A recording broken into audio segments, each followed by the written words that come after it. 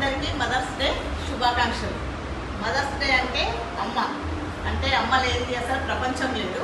మనం దేవుడిని అయితే చాలా పూజిస్తాం. ఇప్పుడు ఈరోజు మనకి అమ్మను గుర్తు చేసుకునే రోజు. ఒక్కటే నేను ఎప్పుడైనా కూడా చెప్తాను, ప్రతి సంవత్సరం మదర్స్ డే రోజు పిల్లలు తల్లిదండ్రులని, అంటే బిజీ లైఫ్ ఇప్పుడు ఉన్నది, వాళ్ళది కూడా తప్పు లేదనుకోండి, బిజీ లైఫ్ చూసి పిల్లలు ఏం చేస్తున్నారంటే, పిల్లలంటే తల్లిదండ్రులను వృద్ధాశ్రమంలో చేర్పిస్తున్నారు. అంటే వృద్ధులు కాగానే తల్లిదండ్రులను వృద్ధాశ్రమంలో ఉంచడం కూడా కొంచెం ఇబ్బందికరం. ఎందుకంటే వాళ్ళు కూడా వెయిట్ చేసేది మీ పిల్లలతో ఆడుకోవాలని. అందుకని దయచేసి ఎవరు కూడా తల్లిదండ్రులను వృద్ధాశ్రమంలో ఉంచకండి, మనతోనే ఉంచుకోవాలి. వాళ్ళకి మనం ఇచ్చే పెద్ద గిఫ్ట్ అదే.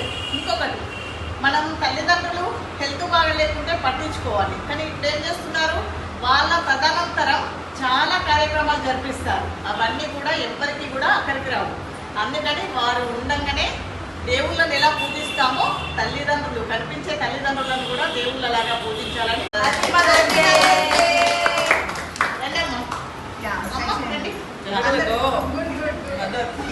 చంద్రకళ